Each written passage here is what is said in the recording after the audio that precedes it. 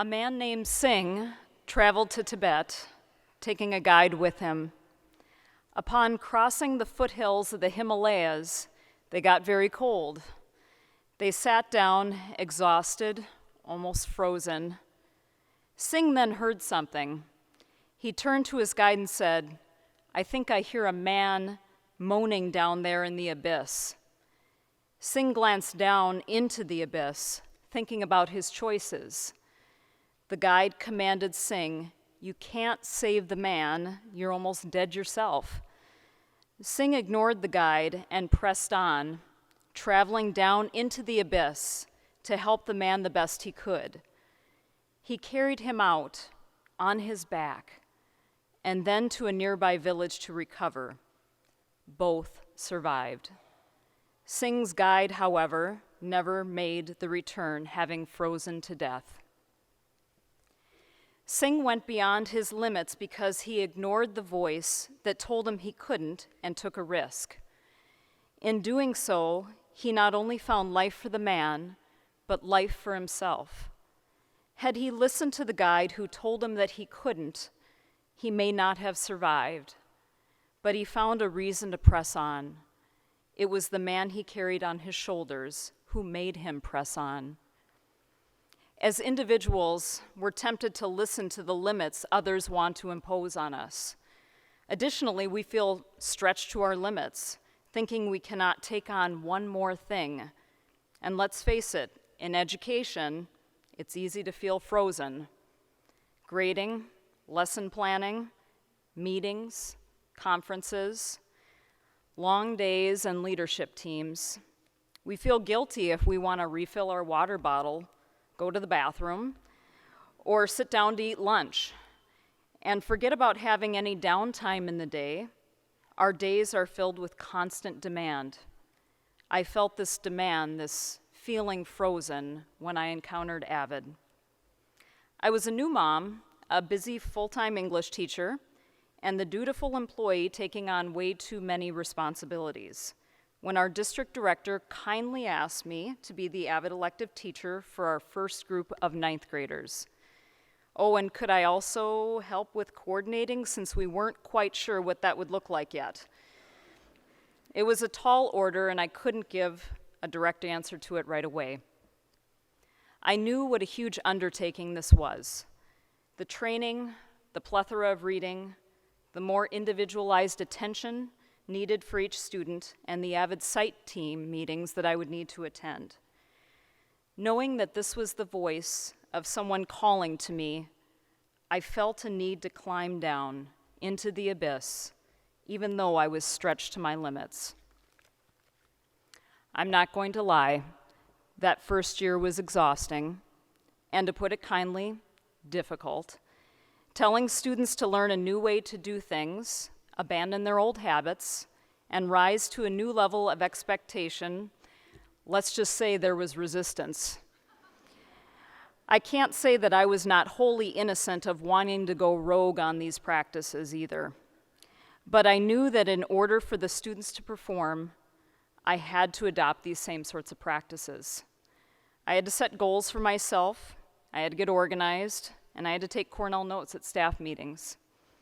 Leading by example allowed me to internalize these habits and become a more effective teacher. It was like that personal trainer shouting at me to do one more rep, and while my muscles were burning, I was able to clean and jerk hundreds of pages of Cornell notes. It was a game changer. Do I still struggle with organization, time management, and goal setting? Of course. Any of my colleagues can contest to this fact, but like good friends, they accept that I'm a work in progress, and they support me in my unfinished journey. When I felt stretched to my limits, I suddenly was revived. I was able to take on even more challenges in my life, finishing my graduate degree, writing Avid newsletters, speaking at staff developments, modifying my curriculum to be Avid-esque, and investing in parent and student relationships.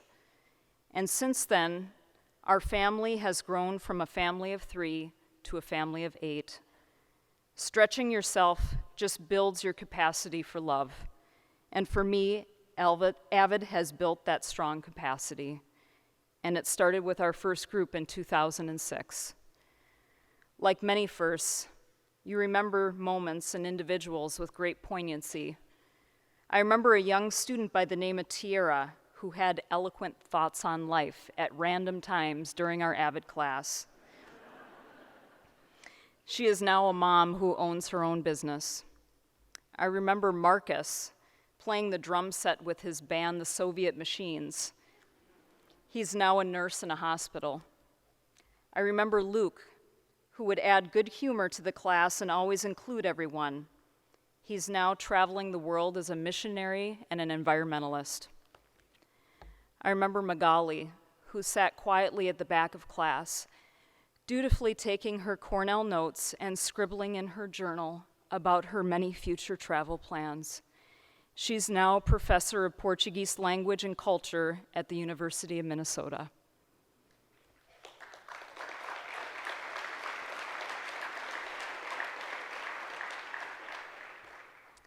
While following our 8 graduating classes from Apple Valley High School, I began to see trends.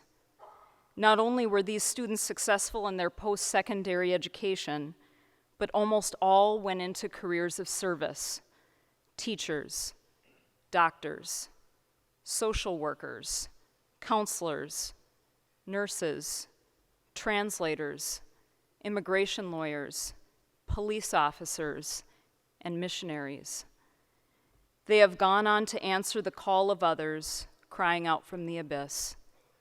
Even though all of them felt limited by their challenges, they knew that the voices who told them they couldn't were wrong.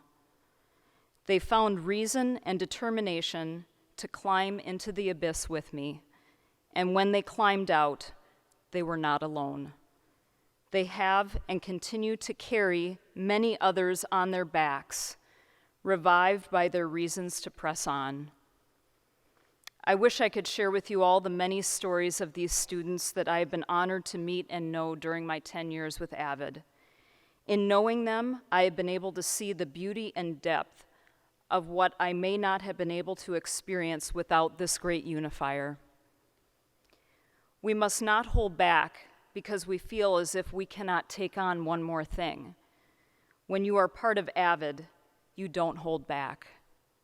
Every morning, you will feel pushed beyond your limits, and yet revived by Avid's philosophy. The voice that tells us we can't is the great lie. We all have limits. Some are more restrictive than others. But then again, the fact that you are here is proof that you have heard the voice coming from the abyss, and you know you can't ignore it. Know that in taking on this new challenge, you will be revived by its power to make you feel limitless. Thank you.